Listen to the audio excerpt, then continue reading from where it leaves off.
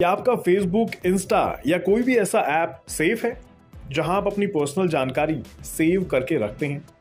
आज की तारीख में ये सवाल काफी जरूरी हो जाता है, क्योंकि दुनिया की बहुत बड़ी आबादी सोशल होने के चक्कर में अपनी निजी से निजी जानकारी भी फेसबुक और इंस्टा जैसे ऐप्स पर अपलोड करके छोड़ देते हैं, और वो डेटा सालों साल तक उन प्लेटफॉर्म्स पर यूं ही रखा रहता है, जिसे कोई भी कभी भी कहीं से भी एक्सेस कर सकता है। आप कहेंगे क्या बकवास कर रहे हो, लेकिन क्या ऐसा करना सही है? आज ये सवाल हम इसलिए उठा रहे हैं क्योंकि आज जो खबर है उसके मुताबिक फेसबुक के लाखों यूजर्स का पर्सनल डेटा खतरे में है।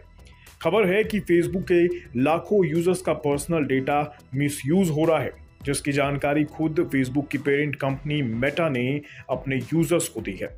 मेटा ने यूजर्स को डेटा चोरी होने की वार्निंग दी है, जिसके मुताबिक एंड्रॉइड और iOS की कई ऐप्स ने फेसबुक के लॉगिन क्रेडेंशियल्स की चोरी कर उनका मिसयूज किया है। लॉगिन क्रेडेंशियल से मतलब है आपके आईडी और पासवर्ड। इसमें करीब 10 लाख फेसबुक यूजर्स के लॉगिन क्रेडेंशियल्स चोरी होने का मामला सामने आया है। इसमें ज्यादातर photo editor, game, VPN service, business और यूटिलिटी एप्स में से इस तरह की गड़बड़ी सामने आई है, जिनके द्वारा लॉगिन क्रेडेंशियल्स फेसबुक के चुराए गए हैं। हालांकि मेटा ने अपने यूजर्स की सेफ्टी को ध्यान में रखते हुए गूगल प्ले स्टोर और एप्पल स्टोर पर मौजूद इस तरह के 400 ऐप्स का पता भी लगाया। इन ऐप्स को यूज करने वाले यूजर्स के फेसबुक क्रेडेंशियल्स चोरी कर इनका इस्तेमाल गलत कामों में हो रहा है।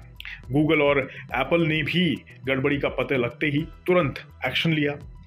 इंफॉर्मेशन मिलते ही गूगल और एप्पल ने अपने प्लेटफॉर्म से इन ऐप्स को हटा दिया।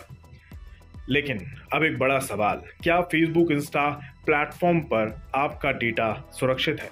क्या इस तरह के प्लेटफॉर्म्स आपके लिए सही हैं? फिर चाहे वो आपकी निजी फोटोज हों, वीडियोस हों, नंबर या फिर आपकी कोई ईमेल आईडी, आपकी निजी जानकारी किसी अनजान के हाथ में आना कितना सही है?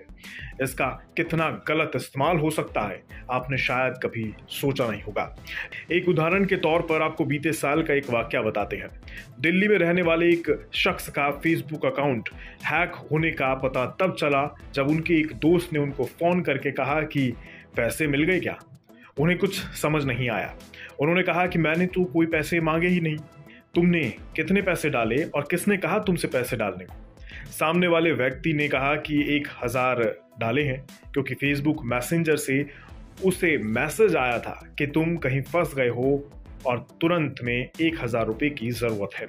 उन्होंने वो नंबर पूछा जिसमें उन्होंने पैसा ट्रांसफर किया था, लेकिन जब कॉल लगाया गया तो नंबर अस्तित्व में ही नहीं था।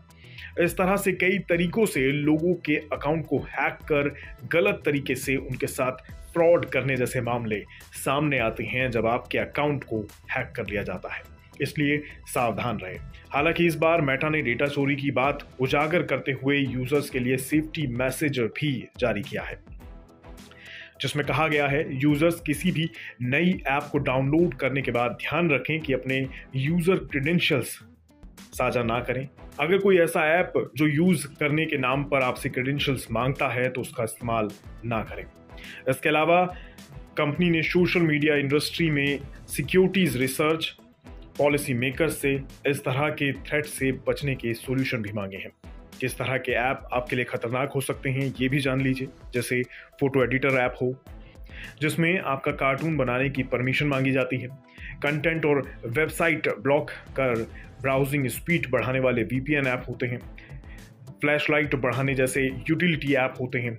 High quality 3D graphics experience का दावा करने वाले गेमिंग ऐप भी इसमें शामिल हैं। इसके अलावा हेल्थ और लाइफस्टाइल की जानकारी देने वाले फिटनेस ट्रेनिंग और हॉरोस्कोप ऐप भी इसमें शामिल है।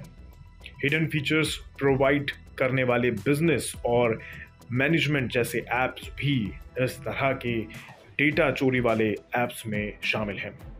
इसलिए सावधान रहें किसी भी इस तरह के ऐप को डाउनलोड करते वक्त।